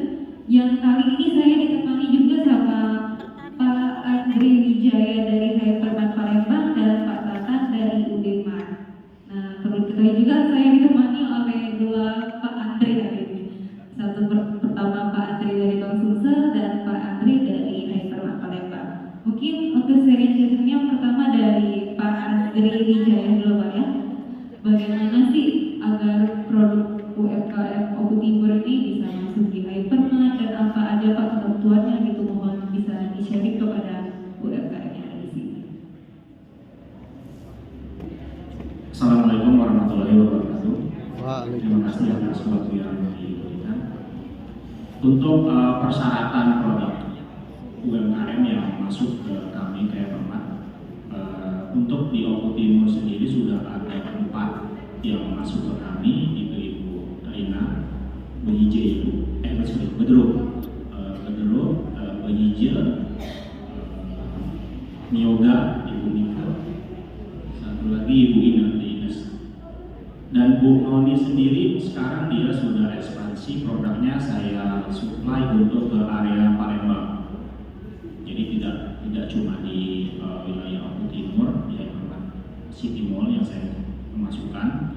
Saya juga, ibunya juga bersedia untuk supply ke area Palembang. Untuk produknya yang pasti legalitas, dia harus ada halalnya dan ada PYT. Terus brandnya tertera jelas. Seperti ini ya, dia ada tulisan brandnya di hijau, ada nama produknya, kemasannya tidak mudah luntur atau tidak mudah rusak.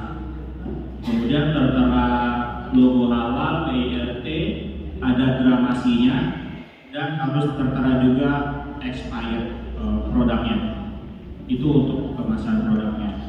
Sedangkan kalau untuk dokumen yang saya perlukan cukup cuma fotokopi KTP, fotokopi buku tabungan, NPWP, dan foto usaha. Itu untuk persyaratan produknya untuk masuk ke kami ke Hypermart. Terima kasih. Terima kasih.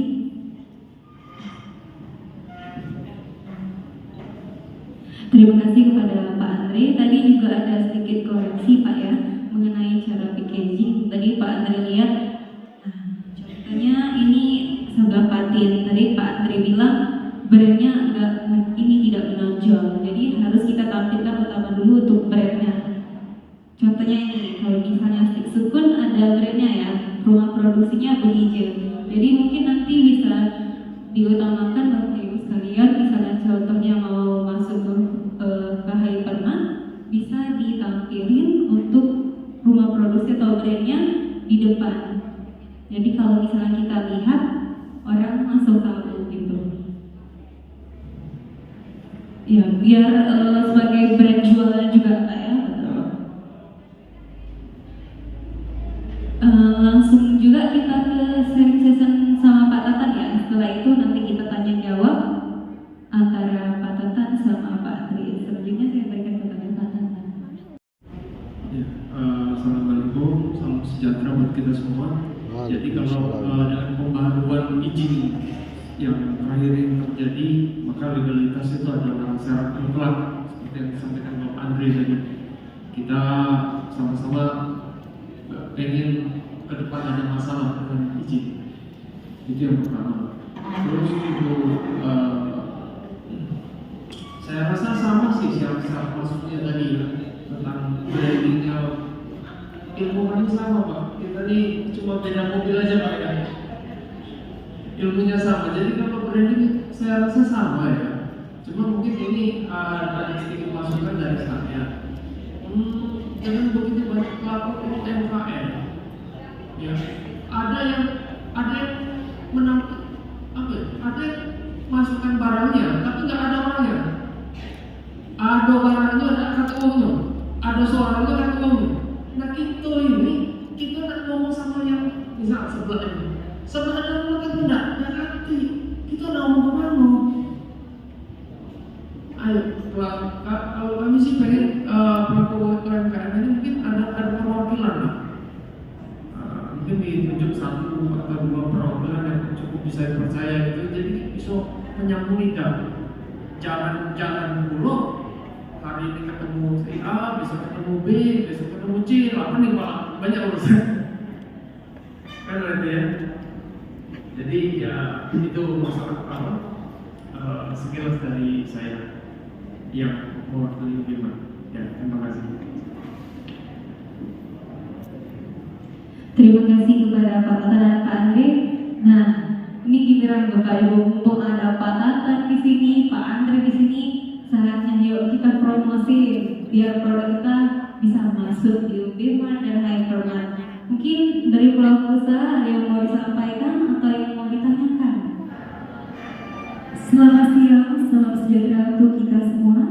Sebelum Om Swastiastu, Namo Buddhaya, salam kebajikan. Kami ucapkan terima kasih yang selamat datang.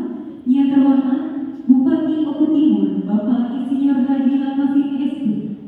Yang kami hormati Kepala DPR PTSP Kabupaten Oku Timur, Bapak Softiani SEMM. Yang kami hormati Kepala OPD beserta Setda Kabupaten Oku Timur atau yang mewakili. Yang kami hormati perwakilan dari DPR PTSP Provinsi Sumatera Selatan, Ibu Dr. Randa Eliani Mirza MM. Yang kami hormati pelaku usaha besar Hypermart Palembang dari PT Matahari Putra Prima Tbk dan UBMA. Yang kami hormati perwakilan dari Bank Sosial Bubble dan yang kami banggakan seluruh tamu undangan dan peserta temu usaha kemitraan UMKM dengan pelaku usaha besar. Hadirin yang kehormati, puji syukur pada Tuhan Yang Maha Esa karena atas izin Allah pada hari Selasa tanggal 6 Juni 2023 kita dapat hadir di aula Hotel Parai Boritani dalam rangka penutupan kegiatan temu usaha kemitraan UMKM dengan pelaku usaha besar. Kita dorong investasi besar, penanaman modal asing atau penanaman modal dalam negeri untuk bermitra dengan UMKM lokal menuju Oku Timur maju lebih mulia.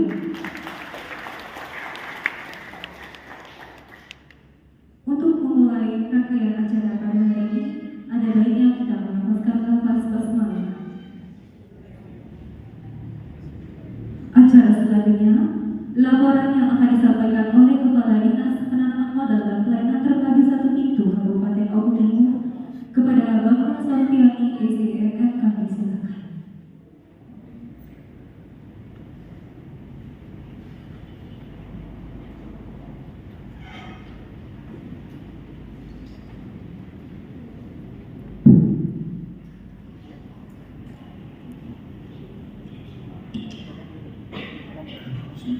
Assalamualaikum warahmatullahi wabarakatuh.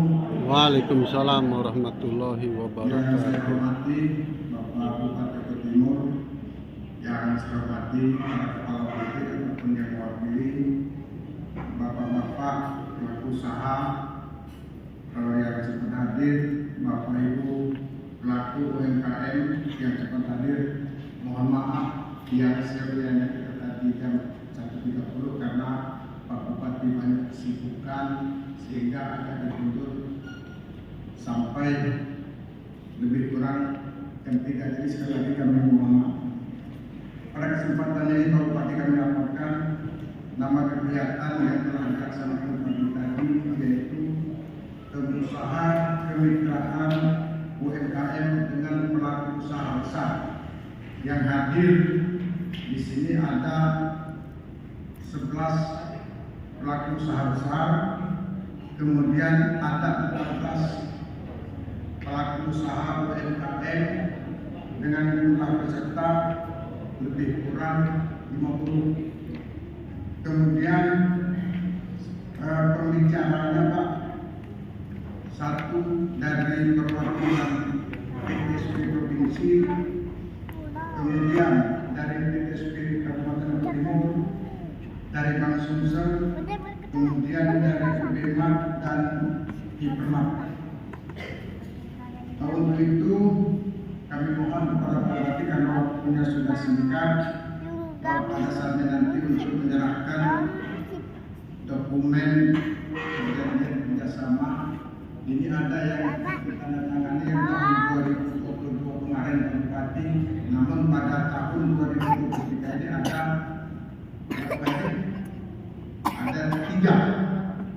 tiga yang akan ditandatangani antara PTSP, Pak Bupati, pelaku usaha besar dan UMKM. Perlu kami sampaikan juga Pak Bupati bahwa kegiatan kemitraan ini telah dilakukan sejak tahun 2021, di mana tahun 2021 ada satu UMKM yang bermitra dengan pabrik panen air hitam. Kemudian kita lanjutkan di tahun 2022 ada 10 UMKM yang bermitra dengan 3 pelaku usaha besar. Nah, di tahun 2023 ini ada 14 UMKM yang akan bermitra dengan 4 pelaku usaha besar. Di samping kegiatan hari ini Pak Bupati, kami juga di belakang melakukan layanan investasi, di mana Bapak Ibu UMKM ini yang belum memiliki izin, kami fasilitasi untuk mendapatkan izin yang bisa dieksekusi di tempat. Jadi mereka datang hari ini juga kita selesaikan. Nah, nanti mungkin ada perwakilan, kami mohon kesediaan Pak Bupati untuk melakukan penyerahan. Mungkin itu saja yang dapat saya sampaikan. Kurang kami mohon maaf, pada kurang kami mohon ampun. Kami akhiri. Assalamualaikum warahmatullahi wabarakatuh. Acara selanjutnya penandatanganan kesepakatan kemitraan. Kepada para simbolis yang saya sebutkan satu persatu untuk mempersiapkan diri ke depan.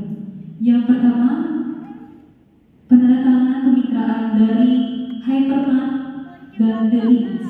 Kepada Bapak Bupati, kami persilakan untuk mengambil tempat dan didampingi oleh Kepala DPPSP Kabupaten Bogor. Kami persilakan perwakilan simbolis penandatanganan kemitraan dari Hypermat dan Delinas dan diketahui oleh Bupati Oku Timur didampingi oleh Kepala DPPSP Kabupaten Oku Timur.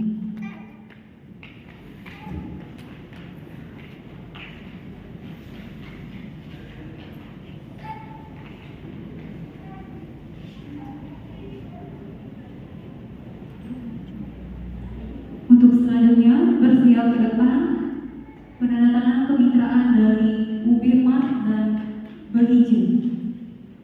Kepada kemitraan yang saya sebutkan untuk persiapan ke depan.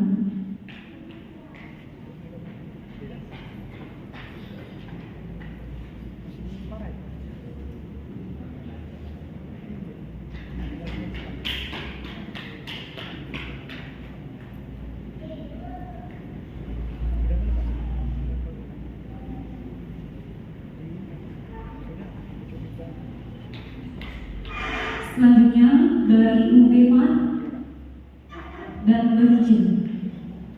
Kami persilakan.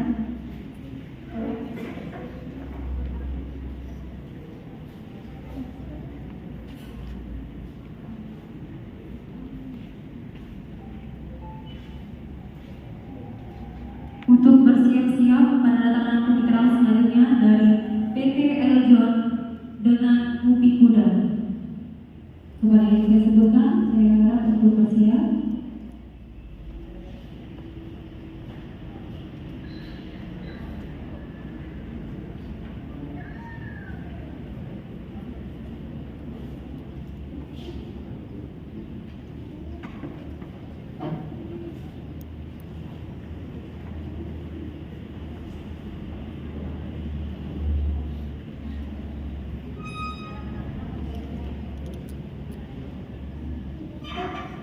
Selanjutnya dari PT Eljon UPI Kuda.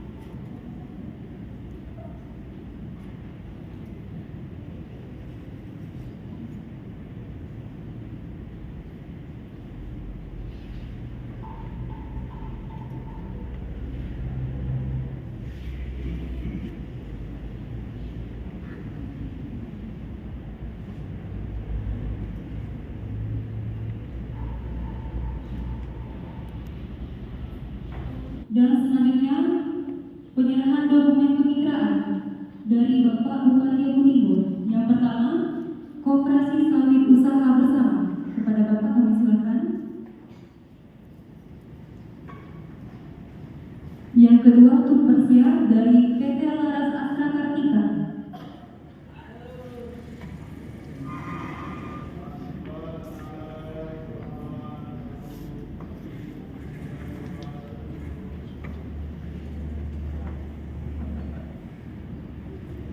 Selanjutnya PT Laras Astra Kartika.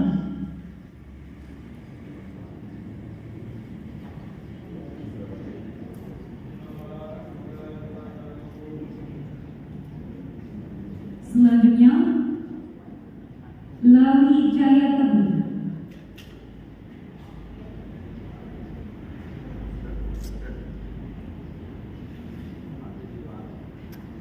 Izin kembali Bapak untuk tetap di tempat.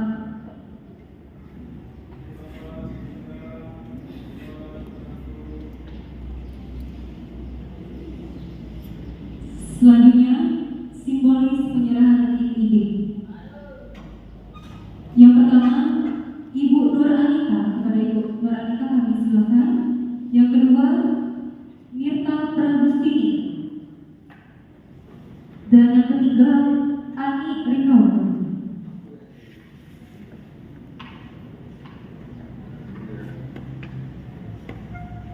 Yang pertama, Ibu Nur Anita.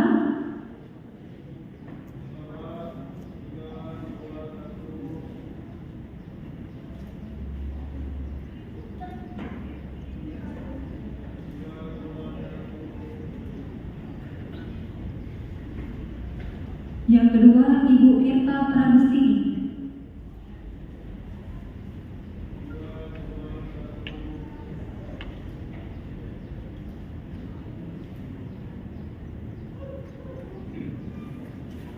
Dan yang ketiga, Ibu Ani Rikawati.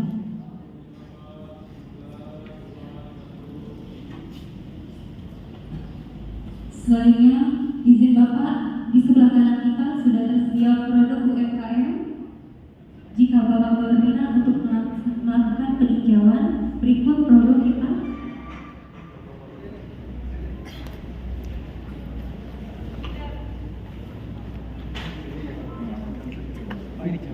Dari produk UMKM ini, beberapa di antaranya sudah masuk Hypermart dan UBMart. Dan insya Allah masih dalam proses juga untuk penambahan produk agar bisa bermitra lagi bersama Hypermart dan UBMart. Dan di sudut sebelah kanan belakang Pak ada juga klinik investasi di mana kita pelaku usaha dalam daftar NIB.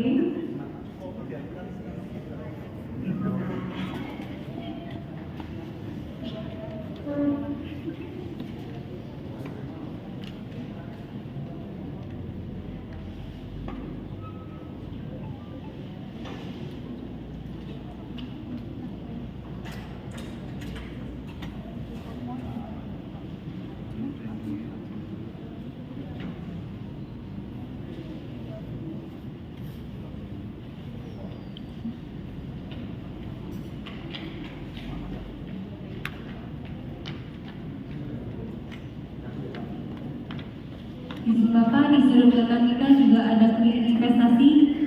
Di sana kita lakukan untuk perbantuan bagi pelaku usaha yang tidak bisa mendaftar NIB. Kita lakukan pendampingan agar kemudahannya untuk berusaha.